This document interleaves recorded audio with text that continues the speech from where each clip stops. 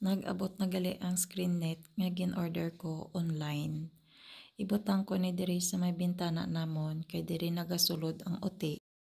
Kag ginakuha ang sudan namon ang ending kami ang wala sudan paano nakuha na sang uti. Nagbutang pay gali ako diri sang isa ka screennet sa window mismo sang amon nga kwarto kay kung sirado ang main door kag ang bintana abaw diri naman nagalusot ang uti sa among kwarto. So kailangan ko butangan ang mga window namon sang screennet nga kung diin pwede niya maagyan. Sakto naman nga nag-abot na si Papa halin sa mainland para mag-refill sang oxygen. Siyempre, nagpabulig naman ako kay inimanghod ko balaho. Nagpabulig gani ako sa iyabaw ginabinuangan niya ako binano na lang ini nga bayi ni.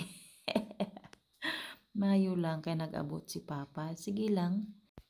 Kaso ang sistema naman medyo bitin ang screennet nga nabakal ko para sa kwarto namon baw hindi saya fit sa bintana. Te ang ending ma-order na naman ako panibag-o diba?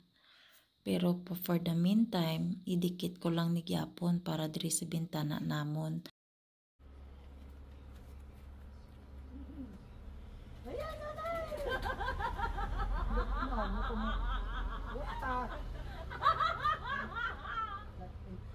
Maayo pala kondisyon ko ha. Ito.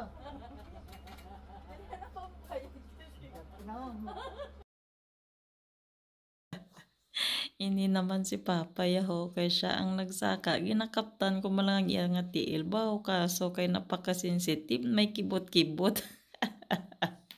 Sa sobra ka kiboto ni Papa, pwede ni sa maging kabayo gani sa mga nagaplano magkibot-kibot kay Papa.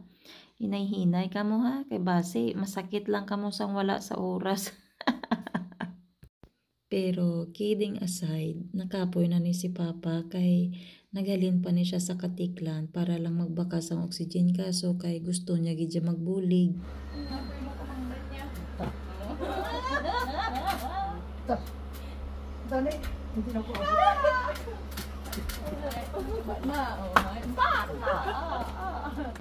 Di kay masyado makibuton si Papa ang ending.